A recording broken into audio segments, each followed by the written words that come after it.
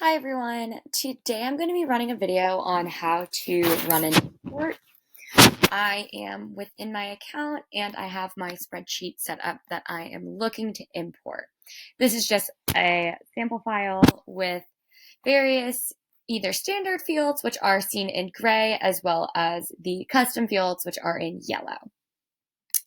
As you can see, if you want to import groups, you need to group them together using a semicolon as a separator. And they could be custom fields, which is our sales region, as well as our prospect versus customer. However, grouping often makes it easier to filter and just makes the data a little more robust. So I'm going to be importing these custom fields into groups. However, I will be creating custom fields for fax and payment preference.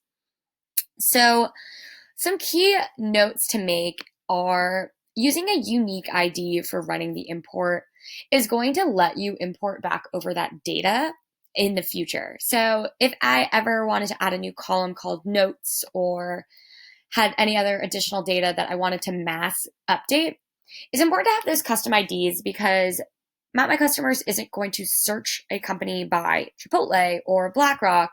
It's going to identify it as this unique ID number. Another key point to make is the two required fields for an import are company name and country. They're indicated by a star when you are running that import. So just make sure that that column is filled out completely, or that row will completely error and will not import for you. So what you're going to want to do is download the file as a CSV. So you can have it in Excel. I have it in Google Sheets now, but when you import it, it needs to be in CSV format. We're going to go back into my account. It's important for the import, because I'm using my custom fields, that I create them prior to the import. You can't create them while you're importing. They need to be set up already. So I already set these up. My payments preference, as well as my fax number custom fields are good to go. And so where you're going to go is into Manage and then Imports. And as you can see, I haven't run an import previously, but if I had, it would come up and tell me the date, the status, if it's completed, how many rows were created, and all of that good stuff. We're going to continue from here and select the file I'd like to import. So I will be importing this file that I just downloaded.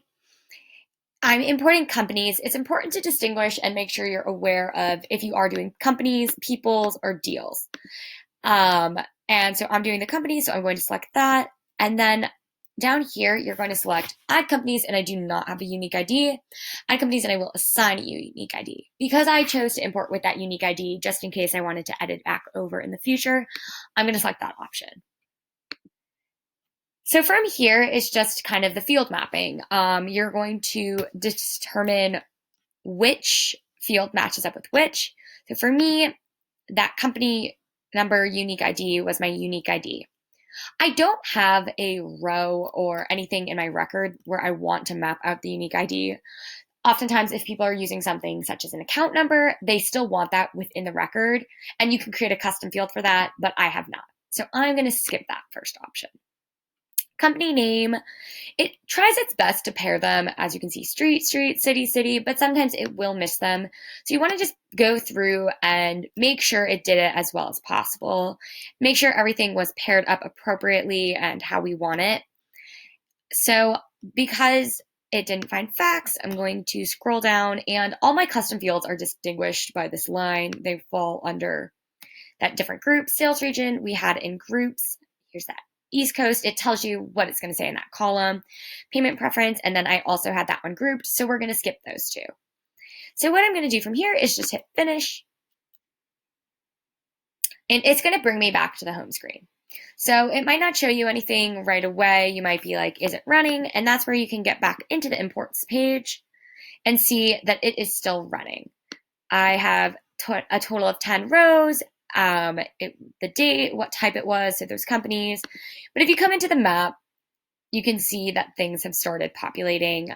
These were all across the country. So things are looking good, and we'll just go back in, and it's completed. So Now you are good to go. It is all set and all of those pins are imported for you.